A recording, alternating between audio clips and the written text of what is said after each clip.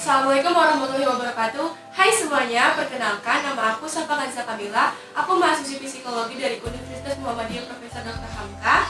Di sini aku ingin membahas apa itu self injury dan bagaimana menurut pandangan Islam. Tetapi sebelum memulai ke pembahasan selanjutnya, jangan lupa untuk di-like, comment, and share ke seluruh sosial media yang kalian miliki ya. Nah, kalian pernah nggak sih mendengar suatu kasus ataupun kalian mengalami sendiri di lingkungan kalian seseorang yang suka melukai diri sendiri secara sengaja?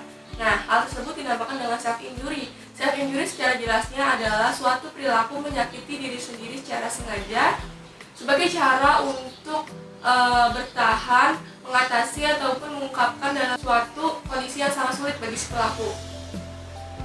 Biasanya menyakiti diri ini dapat dilakukan secara fisik seperti menyayat, menggigit, memukul, mencakar, membenturkan kepala ke dinding, menarik-narik rambut, atau bahkan overdose obat-obat tertentu.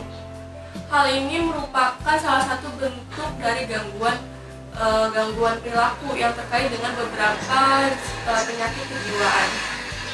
Kebanyakan orang yang melakukan self injury ini bukan untuk percobaan bunuh diri, walaupun percobaan bunuh diri juga memerlukan aksi melukai diri.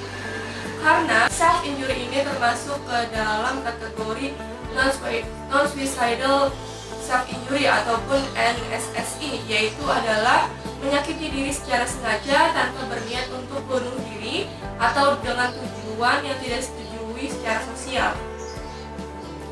Nah, lalu apa aja sih faktor yang melatar belakangi hal tersebut? Faktor yang melatar belakangi hal tersebut yaitu yang pertama adalah masalah sosial. Masalah sosial. Self injury ini rentan terjadi kepada seseorang yang mempunyai masalah kehidupan ataupun masalah sosial seperti korban bully, tertekan dengan tuntutan orang tua ataupun guru, memiliki konflik dengan teman, pasangan ataupun dengan keluarga terutama. Nah, lalu yang kedua adalah trauma psikologis.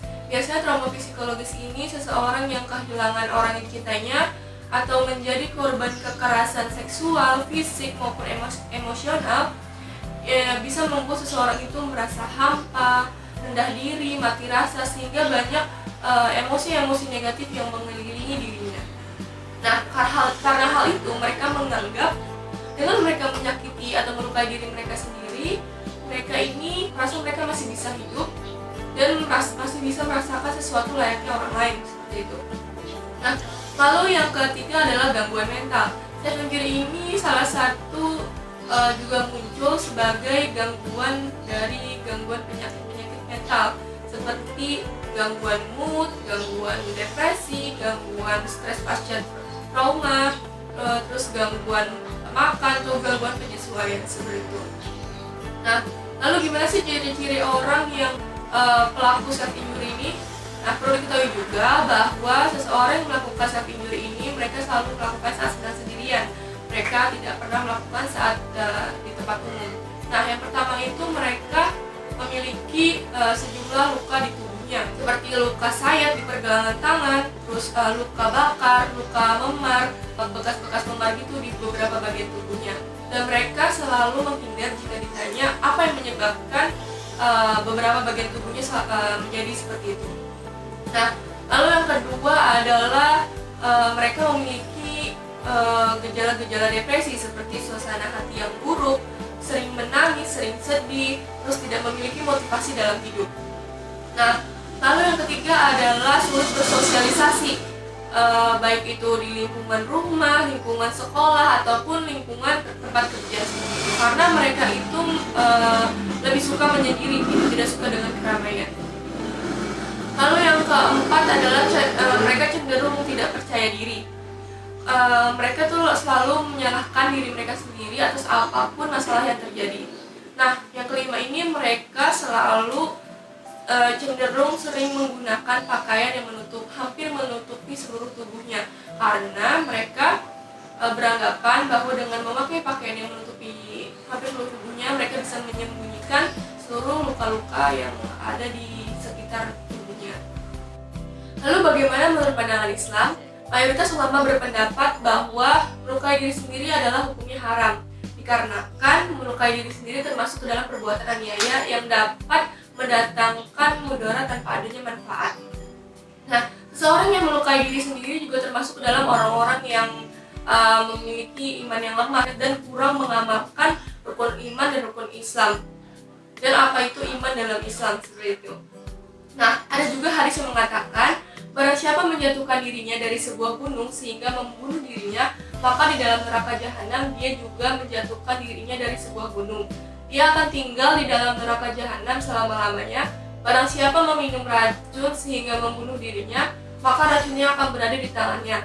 Dia akan meminumnya di dalam neraka jahanam. Dia tinggal di dalam neraka jahanam selama-lamanya.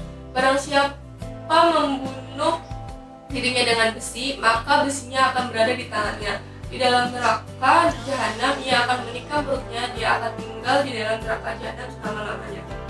Hadis riwayat Bukhari dan Muslim. Nah, tentu perbuatan melukai diri sendiri itu termasuk dalam perbuatan aniaya, dan mereka pasti akan mendapatkan hukuman yang setimpal dengan apa yang mereka perbuat. Tentu mereka juga akan diharapkan surga bagi mereka dan mereka akan dijanjikan neraka seperti itu. Nah, lalu gimana sih cara mengatasi hal tersebut? Mengatasi hal tersebut itu yang pertama, tidak menyendiri.